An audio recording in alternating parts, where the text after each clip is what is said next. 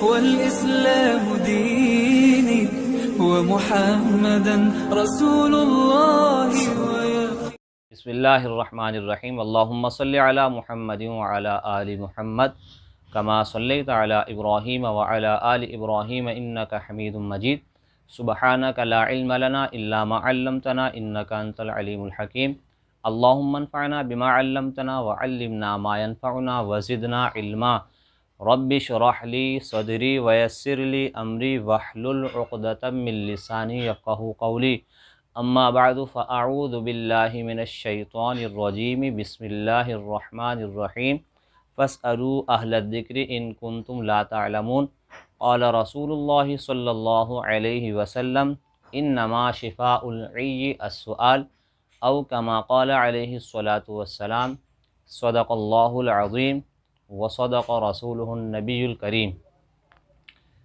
معزز سامعین اور ناظرین، السلام علیکم ورحمۃ اللہ وبرکاتہ۔ اور اس کے ساتھ ساتھ ہمارے جتنے ساتھی اس پروگرام کو دیکھ رہے ہیں یا سن رہے ہیں وہ اس بات کو ذہن نشین کر لیں، جس طریقے سے مسلمان کے لیے دین ضروری ہے اسی طریقے سے علم دین کا ہونا بھی ضروری ہے، اور علم دین سے مراد قرآن اور حدیث کا علم ہے۔ دین کس لیے ضروری ہے؟ اس کی وجہ یہ ہے کہ ہم دنیا میں آئے ہیں آخرت کی تیاری کے لیے۔ آخرت کی تیاری کا مطلب یہ ہے کہ ہم نے اپنی زندگی کو اللہ اور اللہ کے رسول کے احکامات کے مطابق گزارنا ہے، اللہ اور اللہ کے رسول کی اطاعت اور فرما برداری کرنی ہے، امتثال اوامر اور اجتناب نواہی کرنا ہے۔ یہ مترادف الفاظ ہیں، چاہے اس طریقے سے کہہ لیں یا یہ کہہ لیں کہ ہم نے سنت کے مطابق زندگی گزارنی ہے، یا یہ کہہ لیں کہ ہم نے دین اسلام کے مطابق زندگی گزارنی ہے۔ دین اسلام کا لفظ استعمال کر لیں یا سنت کا لفظ استعمال کریں، یا امتثال اوامر اور اجتناب نواہی کا لفظ استعمال کریں، یا اللہ اور اللہ کے رسول کی اطاعت کا لفظ استعمال کریں، یا اللہ اور اللہ کے احکامات کی بجا آوری کا لفظ استعمال کریں، تقریباً سب کا ایک ہی مقصد ہے کہ دین کے مطابق زندگی گزارنا، تاکہ ہم آخرت میں کامیاب ہو جائیں۔ میرے دوستو عزیزو، دین آپ علیہ السلام پر 1400 سال پہلے مکمل ہوا۔ ہم نے آپ علیہ السلام کو نہیں دیکھا اور نہ ہی تو دین کو نازل ہوتے ہوئے دیکھا، اس لیے ہمارے لیے یہ بہت ضروری ہے کہ ہم اس کی تحقیق کریں کہ دین ہے کیا چیز، دین کسے کہتے ہیں۔ ہم جو کچھ ماحول میں دیکھتے آ رہے ہیں وہ اپنی جگہ ہے، لیکن ہم اس کے ساتھ ساتھ اس کی تحقیق بھی کریں۔ مثال کے طور پر ہم نماز کا حکم ادا کر رہے ہیں، لیکن ہمیں یہ بھی معلوم ہونے چاہیے کہ نماز کب فرض ہوئی، اور نماز کے فرائض کتنے ہیں، مفسدات کتنے ہیں، سنن کتنی ہیں، مکروہات کتنے ہیں۔ اسی طریقے سے زکوٰۃ ہے کہ زکوٰۃ کا نفس وجوب کب ہوتا ہے اور وجوب ادا کب ہے۔ اسی طریقے سے حج ہے، حج کی فرضیت کا ہمیں معلوم ہونا چاہیے۔ اسی طریقے سے رمضان المبارک کے روزے ہیں، ان کی فرضیت ہے۔ اسی طریقے سے قربانی ہے اور اس کی فرضیت ہے اور اس کا تفصیلی علم ہے۔ اس کے ساتھ ساتھ ہماری جو 24 گھنٹے کی زندگی ہے وہ سنت کے مطابق گزر جائے، اللہ اور اللہ کے رسول کے احکامات کے مطابق گزر جائے۔ ہم رات کو جب سوئیں تو ہم پر کسی کا کوئی قرض نہ ہو، ہم پر کسی کا کوئی حق نہ ہو، ہم حقوق اللہ سے بھی فارغ ہوں اور حقوق العباد سے بھی فارغ ہوں۔ اتنا علم ہم حاصل کر لیں، اتنا علم حاصل کرنا ہمارے لیے ضروری بھی ہے، اور اس کو علم دین کہتے ہیں میرے دوستو عزیزو۔ تو علم دین کا حاصل کرنا، اس کی جستجو، اس کی طلب میرے دوستو عزیزو، یہ ہم سب کے لیے ضروری اور لازمی چیز ہے۔ جب تک یہ جستجو اور طلب نہیں ہوگی تو اس جستجو اور طلب کا نہ ہونا، اس کا مطلب یہ ہے کہ ہمارے اندر دین کی جستجو اور طلب نہیں ہے۔ ایک تو دین جو ہم ماحول میں دیکھ رہے ہیں، اور ایک جو کتابوں میں دین ہے، جو اللہ اور اللہ کے رسول سے منقول دین ہے، اس کی معلومات کرنا، اس کی صحیح معلومات کرنا۔ اور میرے دوستو عزیزو، اس کی صحیح معلومات کس سے ہوگی؟ ایک تو بات یہ ہے، اور جس سے اس کی صحیح معلومات ہوگی انہیں کیا کہا جاتا ہے؟ یہ دو باتیں ہیں۔ تو میرے دوستو عزیزو، جس سے دین کی صحیح معلوم ہوگی وہ علماء کرام ہیں، اور انہیں علماء کرام کہا جاتا ہے۔ اس کی کیا وجہ ہے؟ اس کی وجہ یہ ہے کہ علماء کرام قرآن اور حدیث کا تفصیلی علم حاصل کرتے ہیں، جزئیات، کلیات، اسی طریقے سے اصول اور فروع کا علم، اسی طریقے سے قرآن اور حدیث کی تشریحات کا علم، فقہا کے اقوال، علماء کے اقوال، اختلاف اور دلائل، تفصیل کے ساتھ، بہت ہی تفصیل کے ساتھ اس علم کو حاصل کرتے ہیں۔ اور اس کے ساتھ ساتھ خصوصاً موجودہ دور میں ہمارے یہاں باقاعدہ اس کی ایک ترتیب ہے، مدارس کا انتظام ہے، اداروں کا انتظام ہے، جن میں باقاعدہ یہ علم پڑھایا جاتا ہے، ترتیب کے ساتھ، نظم و ضبط کے ساتھ۔ اور جو اس نظم و ضبط کے ساتھ، ترتیب کے ساتھ اس دورانیے کو مکمل کر لیتا ہے، باقاعدہ اس کے لیے سند جاری ہوتی ہے۔ تو میرے دوستو عزیزو، اس کا باقاعدہ بھرپور انتظام ہے جو چل رہا ہے، اور آپ بھی سنتے ہیں میرے دوستو عزیزو۔ ایسے جب تک کوئی شخص اس ترتیب پر نظم و ضبط کے ساتھ علم حاصل نہ کرے اور مستند لوگوں سے علم حاصل نہ کرے، تو میرے دوستو عزیزو، اگرچہ اس کو کتنی ہی معلومات کیوں نہ ہو، لیکن اس کو عالم نہیں کہا جا سکتا۔ معلومات کا ہونا اپنی جگہ ہے، اور عالم کا ہونا اپنی جگہ ہے، اور علماء سے ہی اس کی تحقیق کرنا اور اس کے بارے میں پوچھنا علماء سے ہی کیوں ضروری ہے؟ اس کی وجہ کیا ہے؟ اس کی وجہ یہ ہے کہ آپ علیہ الصلاۃ والسلام کے زمانے سے لے کر اب تک یہی ترتیب چلی آ رہی ہے۔ کیا ترتیب ہے؟ کہ متاخرین متقدمین سے پوچھتے ہیں اور ان سے علم سیکھتے ہیں، تفصیلی علم بھی سیکھتے ہیں اور اجمالی علم بھی سیکھتے ہیں۔ تو تفصیلی علم کا حاصل کرنا، قرآن اور حدیث کی تشریحات کا سیکھنا، یہ علماء کرام کا کام ہے، اور عوام الناس کے لیے اتنا ضروری ہے کہ وہ اتنا علم حاصل کر لیں کہ اپنی 24 گھنٹے کی زندگی سنت کے مطابق گزار سکیں، اللہ اور اللہ کے رسول کے احکامات کی بجا آوری کر سکیں۔ اور یہ میرے دوستو عزیزو علماء سے حاصل ہوگا۔ اور علماء کی قید کیوں لگائی جاتی ہے؟ اس کی کیا وجہ ہے؟ اس کی وجہ یہ ہے کہ دنیا انسان کی زندگی میں اور دنیا میں مختلف شعبے ہیں، اور ہر شعبے میں ماہر فن ہوا کرتا ہے، اور ہر شعبے کے ماہر فن کو ایک مخصوص نام دیا جاتا ہے۔ مثال کے طور پر طب میں جو شخص ماہر ہوتا ہے اسے طبیب کہا جاتا ہے، جسے آج کل ہم ڈاکٹر کہتے ہیں۔ اسی طریقے سے اگر کوئی شخص ڈرائیونگ میں ماہر ہے تو اسے صرف ڈرائیور نہیں کہا جاتا، بلکہ اسے ڈرائیونگ کے ساتھ ساتھ اسے رائڈر بھی کہا جاتا ہے۔ ایسے بہت سارے شعبے ہیں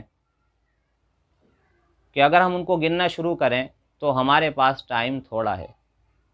اس بات کو آپ بھی سمجھتے ہیں کہ ہر شعبے کے ماہر کو اس کا عہدہ دیا جاتا ہے، اسے نام دیا جاتا ہے، لیکن اسے عالم نہیں کہا جاتا۔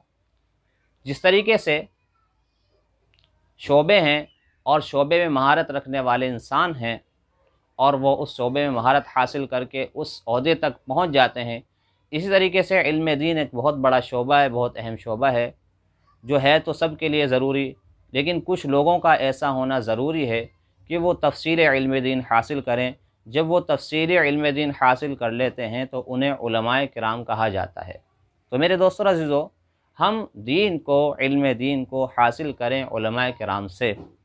اپنی مرضی سے دین پر عمل نہ کریں، اپنی مرضی سے قرآن پر عمل نہ کریں، اپنی مرضی سے حدیث پر عمل نہ کریں۔ اگر آپ نے کسی عالم سے پوچھ لیا ہے تو ایک الگ بات ہے کہ قرآن کی اس آیت کا کیا مطلب ہے اور حدیث کی اس آیت کا کیا مطلب ہے، یہ ایک الگ بات ہے۔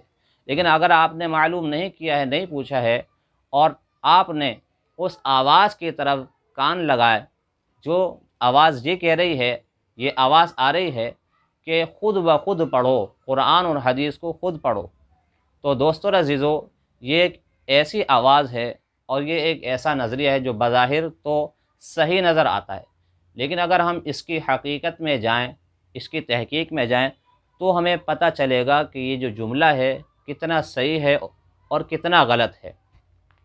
تو میرے دوستو اور عزیزو، یہ جو نعرہ ہے، یہ جو جملہ ہے کہ قرآن اور حدیث کو خود پڑھو اور خود سمجھو، تو میرے دوستو اس کی حقیقت معلوم کرنے کے لیے ہم چلتے ہیں 1400 سال پہلے آپ علیہ الصلاۃ والسلام کی زندگی میں، صحابہ کی زندگی میں، کہ آپ علیہ الصلاۃ والسلام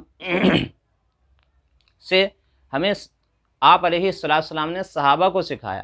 اس سے پہلے یہ ہے کہ اللہ رب العزت نے اپنے حبیب کو بواسطہ فرشتہ سکھایا، پھر آپ علیہ الصلاۃ والسلام نے صحابہ کرام رضی اللہ تعالی عنہم اجمعین کو سکھایا، پھر صحابہ رضی اللہ تعالی عنہم اجمعین نے تابعین کو سکھایا، پھر تابعین نے تبع تابعین کو سکھایا، اسی طریقے سے متقدمین نے متاخرین کو سکھایا۔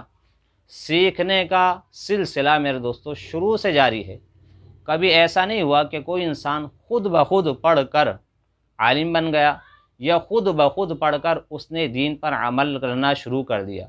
ایسا تو آپ علیہ الصلاۃ والسلام کے زمانے میں بھی نہیں ہوا۔ تو میرے دوستو اب کیسے ممکن ہے حضور کے زمانے میں، جب کہ حضور علیہ الصلاۃ والسلام بذات خود موجود ہیں اور صحابہ رضی اللہ تعالی عنہم اجمعین آپ علیہ الصلاۃ والسلام سے بار بار دین کے بارے میں پوچھتے ہیں، سوال کرتے ہیں۔ یسألونک عن الخمر والمیسر، یسألونک عن الاہلہ، یسألونک عن الشہر الحرام۔ قرآن نے ان سوالات کو ذکر بھی کیا ہے میرے دوستو عزیزو، جو اس بات کو بتا رہے ہیں کہ آپ علیہ الصلاۃ والسلام نے صحابہ کو سکھایا، صحابہ نے آپ علیہ الصلاۃ والسلام سے سیکھا، اور صحابہ سے پھر تابعین نے سیکھا، تابعین سے تبع تابعین نے سیکھا، اسی طریقے سے بعد والوں نے پہلے والوں سے سیکھا، متاخرین نے متقدمین سے سیکھا۔ یہ سلسلہ شروع سے چلا آ رہا ہے اور اب تک یہ چل رہا ہے اور قیامت تک یہ سلسلہ اسی طریقے سے چلے گا۔ دوسری بات یہ ہے کہ یہ جو آواز آ رہی ہے کہ قرآن شریف کو خود پڑھو اور خود سیکھو، حدیث کو خود پڑھو اور خود سیکھو اور خود عمل کرو، تو جنہوں نے یہ آواز لگائی ہے کیا انہوں نے بھی ایسا ہی کیا ہے یا انہوں نے کسی سے پڑھا ہے؟ اور سامعین جو اس بات کو سن رہے ہیں وہ خود بھی تھوڑا سا اس جملے پر غور کریں اور اپنی کیفیت پر غور کریں۔ کیا آپ لوگ بھی جو کچھ آپ نے سیکھا ہے کیا خود بخود سیکھا ہے، خود بخود پڑھا ہے، یا آپ نے کسی سے سیکھا اور کسی سے پڑھا ہے؟ تو جب آپ اس بات میں تھوڑا سا غور کریں گے تو آپ کو خود بخود جواب مل جائے گا اور اس جملے کی حقیقت آپ کے سامنے واضح ہو جائے گی۔ اس بات کی حقیقت آپ کے سامنے واضح ہو جائے گی کہ یہ جو نعرہ فضا میں گونج رہا ہے کہ خود قرآن کو پڑھو اور خود سمجھو اور خود عمل کرو، خود حدیث کو پڑھو اور سمجھو اور عمل کرو، اس کی حقیقت آپ کے سامنے کھل کر آ جائے گی کہ یہ اس میں کتنی صداقت ہے۔ دوسری بات یہ ہے کہ آپ علیہ الصلاۃ والسلام کی زندگی میں آپ علیہ الصلاۃ والسلام نے خود فرمایا اپنی زندگی میں کہ خیرکم من تعلم القرآن وعلمہ، کہ تم میں سے بہتر شخص وہ ہے جو قرآن کو سیکھے اور سکھائے۔ یہاں بھی سیکھنے سکھانے کا لفظ ہے۔ حضور نے یہ نہیں فرمایا کہ تم میں سے بہترین شخص وہ ہے جو خود قرآن پڑھے اور خود قرآن کو سیکھے، بلکہ فرمایا قرآن کو سیکھے اور سکھائے۔ اور ایک حدیث میں آپ علیہ الصلاۃ والسلام نے فرمایا کہ تعلموا القرآن وعلموہ الناس فإنی مبعوث، کہ قرآن کو سیکھو اور اسے دوسروں کو سکھاؤ، اس لیے کہ میں دنیا سے رخصت ہونے والا ہوں۔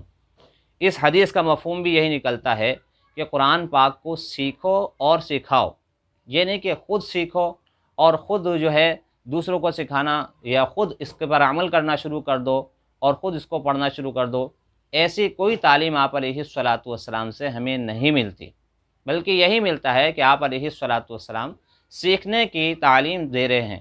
آپ علیہ السلام علم دین کو سیکھنے کی ترغیب دے رہے ہیں کہ علم دین کو سیکھا جائے۔ تو میرے دوستو عزیزو، یہ میں نے آپ کے سامنے 2 حدیثیں پیش کی ہیں، 2 حدیثیں آپ کو سنائی ہیں۔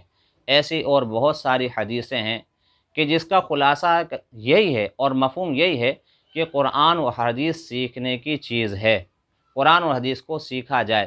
اور میرے دوستو عزیزو، اب کس سے سیکھا جائے، یہ بات سوچنے کی ہے۔ اب سوال یہ ہوگا کہ ٹھیک ہے، سیکھنے کی چیز ہے، یہ ہمیں سمجھ میں آ گئی بات، لہٰذا اب سیکھا کس سے جائے؟ تو اس کا بھی آسان سا جواب ہے۔ اب مثال کے طور پہ ایک آدمی نے اگر مکینک کا کام سیکھنا ہے تو یقیناً وہ مکینک کے پاس جائے گا۔ اگر اس نے درزی کا کام سیکھنا ہے تو یقیناً وہ ٹیلر ماسٹر کے پاس جائے گا۔ اسی طریقے سے کسی بھی شعبے کی فیلڈ سے متعلق اس ماہر کے پاس جا کر اس کام کو سیکھا جاتا ہے۔ اب علم دین کو سیکھنا، جب یہ بات سمجھ میں آ گئی کہ ہاں بھائی علم دین سیکھنے کی چیز ہے، علم دین کو سیکھنا چاہیے، خود قرآن کو نہیں پڑھنا، خود حدیث کو نہیں پڑھنا، خود قرآن کو نہیں سمجھنا، خود حدیث کو نہیں سمجھنا۔ اس بات جو میں آپ سے عرض کر رہا ہوں، اس کا مقصد یہ نہیں ہے کہ ہم نے قرآن حدیث نہیں پڑھنا، ہم نے قرآن حدیث پڑھنا ہے، قرآن بھی پڑھنا ہے اور حدیث بھی پڑھنا ہے، قرآن بھی سیکھنا ہے اور حدیث بھی سیکھنا ہے۔ اللہ کرے کہ اللہ تعالیٰ ہمیں ایسی توفیق دے، ہمیں ایسا فارغ کر دے اور ہمیں ایسا وسعت والا بنا دے کہ ہم قرآن اور حدیث کا تفصیلی علم علماء کی طرح حاصل کر سکیں۔ اگر ہماری بات کا مقصد یہ ہوتا یا علماء کرام کی بات کا مقصد یہ ہوتا کہ قرآن حدیث سے لوگوں کو دور رکھا جائے، تو مدارس میں جو اتنا اہتمام ہو رہا ہے علم دین سکھانے کا، وہ کیوں ہو رہا ہے؟ ہزاروں کی تعداد میں مسلمان علم دین کو حاصل کر رہے ہیں، ہزاروں کی تعداد میں۔ تو محترم ساتھیوں، بات کا مقصد یہ نہیں ہے، یہ جو بات میں آپ کے سامنے بار بار عرض کر رہا ہوں کہ قرآن اور حدیث خود بخود پڑھنے کی چیز نہیں، بلکہ سیکھنے کی چیز ہے۔ ہرگز اس کا مقصد یہ نہیں ہے کہ آپ لوگ قرآن اور حدیث سے دور ہو جائیں یا آپ لوگوں کو قرآن اور حدیث سے روکا جا رہا ہے۔ بہرحال قرآن اور حدیث کو سیکھنا، یہ بات سمجھ میں آ گئی، اور علماء کرام سے سیکھنا ہے، کیونکہ علماء کرام اس شعبے کے ماہر ہیں۔ چاہے ہم تفسیری علم سیکھیں، چاہے ہم اجمالی علم سیکھیں۔ اجمالی علم کا مقصد یہ ہے، مثال کے طور پر ایک آدمی تجارت کر رہا ہے، اب تجارت کے جو مسائل ہیں، یقیناً ایک تو تجارت کا تجربہ ہے، یہ یقیناً تجارت کا جو تجربہ ہے وہ تاجر سے ہی سیکھا جائے گا۔ جس فیلڈ میں انسان کام کر رہا ہے، اس فیلڈ کا تجربہ اس فیلڈ کے آدمی سے حاصل ہوگا۔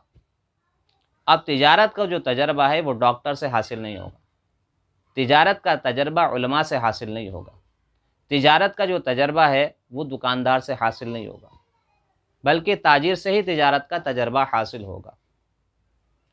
اور تجارت کس طریقے سے کرنا چاہیے، اس کا جائز طریقہ کیا ہے، ناجائز طریقہ کیا ہے، حلال طریقہ کیا ہے، حرام طریقہ کیا ہے، یہ جو میں تجارت کر رہا ہوں یہ اللہ اور اللہ کے رسول کی منشا کے مطابق ہے یا نہیں۔ اگر اللہ اور اللہ کے رسول کے منشا کے مطابق ہے پھر تو ہماری تجارت مفید ہے۔ حدیث میں آتا ہے التجار یحشرون یوم القیامت مع الصدیقین مع النبیین والصدیقین والشہداء والصالحین، کہ تاجروں کا حشر جو ہوگا وہ نبیوں کے ساتھ ہوگا، صدیقین کے ساتھ ہوگا، شہداء کے ساتھ ہوگا، صالحین کے ساتھ ہوگا۔ یہ کون سے تاجر ہیں؟ یہ وہ تاجر ہیں جو اپنی تجارت کو دین کے مطابق کریں گے، اور دین کے مطابق تجارت ہماری جب ہی بنے گی جب ہماری تجارت سنت کے مطابق ہوگی، اور تجارت ہماری سنت کے مطابق اسی وقت ہوگی جب ہم تجارت کو علماء کرام سے پوچھ کر کریں گے، اپنی مرضی سے نہیں کریں گے۔ اور اس بات میں سب کا اتفاق ہے، جس طریقے سے تجربہ تاجر سے حاصل ہوگا اسی طریقے سے تجارت کا دین ہمیں علماء کرام سے حاصل ہوگا۔ تو دوستو عزیزو، تاجر کو سمجھ میں آ جائے کہ علم دین، تجارت کا دین سیکھنا میرے لیے ضروری ہے، ہر شعبے کے ماہر کو سمجھ میں آ جائے، ہر فیلڈ کے ماہر کو سمجھ میں آ جائے کہ بھئی ہاں میں نے اس شعبے کو دین کے مطابق چلانا ہے، اور دین کے مطابق چلانے کے لیے مجھے علماء کرام سے رابطہ کرنا پڑے گا، یہ بات سمجھ میں آ جائے۔ اور یہ بات سمجھ میں آنی بھی چاہیے، کیونکہ اللہ اور اللہ کے رسول کی جو منشا ہے وہ یہی ہے کہ فَاسْأَلُوا أَهْلَ الذِّكْرِ إِن كُنتُمْ لَا تَعْلَمُونَ۔ اگر تم لوگ نہیں جانتے ہو تو تم اہل علم سے سوال کرو۔ انما شفاء العی السؤال، آپ علیہ الصلاۃ والسلام نے فرمایا کہ نہ جاننے والے کی جو شفا ہے وہ جاننے میں ہے۔ اور جانا کس سے جائے گا؟ یقیناً جانا اسی سے جائے گا جس کے پاس اس بات کا علم ہوگا، اسی سے جانا جائے گا۔ اب ہم نے قرآن حدیث کا علم حاصل کرنا ہے، دین کے مطابق زندگی گزارنی ہے، سنتوں کے مطابق زندگی گزارنی ہے، اللہ اور اللہ کے رسول کی اطاعت کرنی ہے، قرآن اور حدیث کے مطابق زندگی گزارنی ہے، تو یقیناً ہم اس قرآن حدیث کا علم حاصل کرنے کے لیے، علم دین حاصل کرنے کے لیے ایسے لوگوں کے پاس جائیں گے جو اس شعبے سے باقاعدہ منسلک ہیں۔ ان کا کام ہی یہی ہے، صبح شام وہ یہی کام کر رہے ہیں، اسی کام میں لگے ہوئے ہیں اور وہ اس کام میں ماہر ہو چکے ہیں، لہذا ہمیں بھی انہی کے پاس جانا پڑے گا۔ تو اس بات کو سمجھ لینا چاہیے کہ قرآن اور حدیث کا جو علم ہے وہ ہمیں حاصل کرنا ہے، اور کن سے حاصل کرنا ہے یہ بات بھی سمجھ میں آ جائے، اور کس وقت حاصل کرنا ہے اس کے لیے کہ جتنا جلدی ہو سکے انسان قرآن اور حدیث کا، اور کم از کم اپنی جو 24 گھنٹے کی زندگی ہے وہ سنت کے مطابق ہو جائے، اس کا علم دین کے مطابق گزر جائے، اس کا علم فوری طور پر جتنا جلدی ہو سکے ہمیں حاصل کرنا چاہیے، یہ ہمارے لیے بہت ضروری ہے۔ وآخر دعوانا الحمد للہ رب العالمین۔